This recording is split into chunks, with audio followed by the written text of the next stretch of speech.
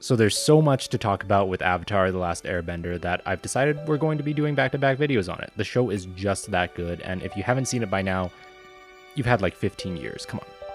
I kind of want to pick up where I last left off in the last video talking about Avatar's characters, and that it's really where the show shines.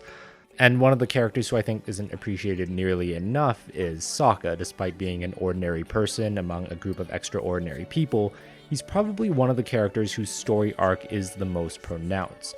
His change throughout the series probably turned him from being the least likable character to somebody who you could not help but cheer for at the end. On top of all of that, Sokka's character speaks to some of the biggest themes in the show: sexism, feminism, masculinity, leadership, and of course, family.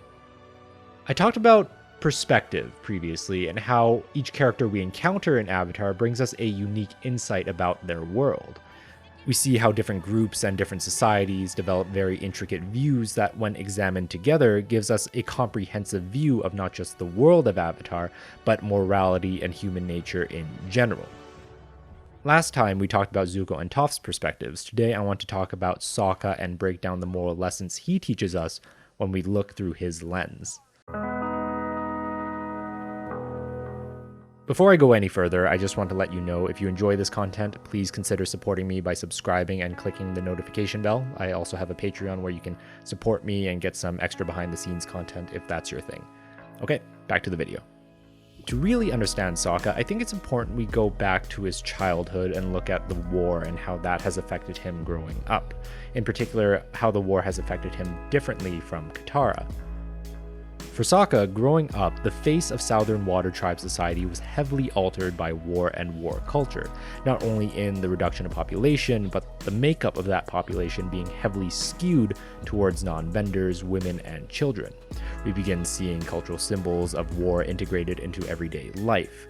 We see that the people of the Southern Water Tribe understand what the arrival of black snow means, or how having watchtowers around the village slowly starts to become normal.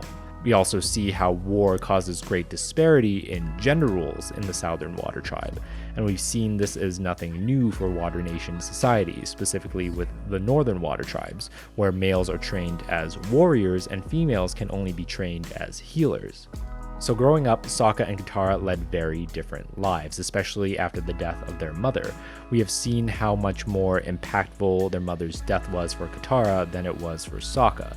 Sokka, rather than keeping this imprinted in his memory, he confided in Katara to cope, and gradually, the memory of their mom faded away.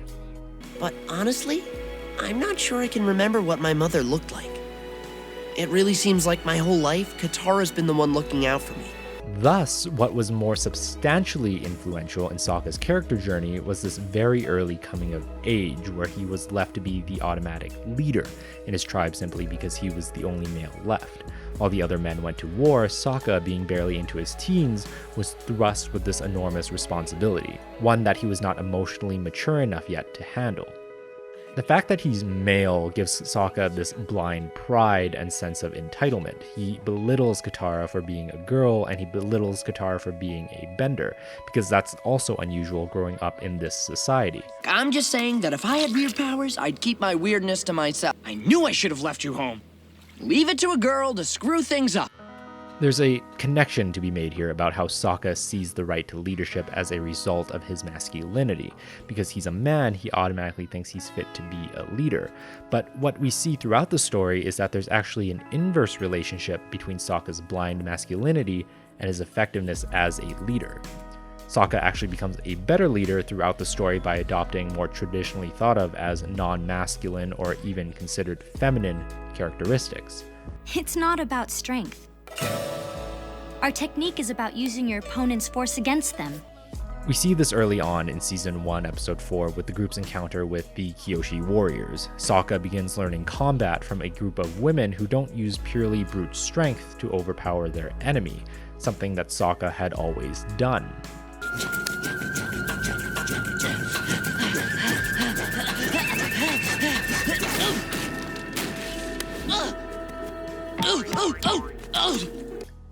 And then we see how Sokka applies these lessons from the Kyoshi warriors later on in the series.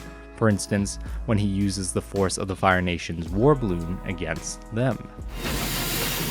It's gonna be a rough ride!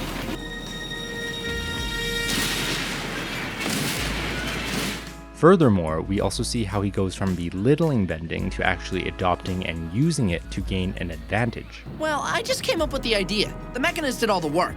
Now, don't sell yourself short, my boy. It was your idea to use water bending to make the sub sink and float. As the show progresses, we see how Sokka's character evolves to become more resourceful, more patient, more cunning, rather than trying to brute force his way to victory. And this is a huge aspect of the show as well, where characters continuously try to find untraditional and unique ways to resolve conflict. And we see this more with Aang's character, especially with how at the end of the show he doesn't want to kill Fire Lord Ozai to defeat him. But I think this theme resonates more strongly within Sokka's character arc, in that he had to learn this, whereas Aang was raised this way. Sokka's approach kind of shifts the narrative to what masculinity really means. He's not any less of a man or warrior because of how he has changed. What should I do, Dad? Aren't you listening? I said the rest of you men get ready for battle. In fact, characters who exhibit this raw masculinity more often than not always end up failing because of it. Furthermore, Sokka helps to bring us insight into understanding femininity as well. When speaking to Suki, Sokka talks about how he treated her like a girl when he should have treated her like a warrior. But Suki speaks to how her identity is much more complex than that. I am a warrior. But I'm a girl, too. Suki essentially speaks to how femininity can coexist with a host of masculine and non-traditional feminine traits and characteristics. They're not mutually exclusive. Being a woman is not just about being not a man. And I love that Sokka's character arc comes nearly full circle during the first half of Season 3, with, I guess, two particular sets of episodes. Episode 4, Sokka's Master, and episodes 10 and 11, The Day of Black Sun. We see Sokka in these episodes make decisions where he otherwise would not have at the beginning of the show. But the truth is, I don't know if I am worthy. I see. There's this great quote from Uncle Iroh that's more of a reflection of Zuko, but is also very pertinent to Sokka and his character development. Pride is not the opposite of shame, but its source. True humility is the only antidote to shame. We have seen Sokka grow from this arrogant, sexist, condescending jerk to somebody who fully embodies humility, somebody who sees that humility as a strength. We see him go from belittling bending Just a guy with a boomerang. I didn't ask for all this flying and magic. to praising it. I am so glad we added you to the group. We see him go from objectifying women to a better understanding of feminine identity. Got the warden. Now let's get out of here. That's some girl. Tell me about it. And ultimately, we see him go from an arrogant boy to a true leader. Sokka is an interesting character, because at first he may seem the most ordinary among a group of extraordinary people with extraordinary powers. But if we look closer, Sokka might be the one that teaches us a lot more. Thanks for watching. Hey everyone, I hope you're all doing well and everyone you know and love are all still safe. I hope you don't mind the back-to-back Avatar videos. I love this show and its characters, and this idea just popped into my head, so I had to do it. Let me know if you have a favorite moment or episode from Avatar, and perhaps it will be the subject of a future video. Please subscribe, click the notification bell, like and comment, and I'll catch you all on the flip side. Cheers.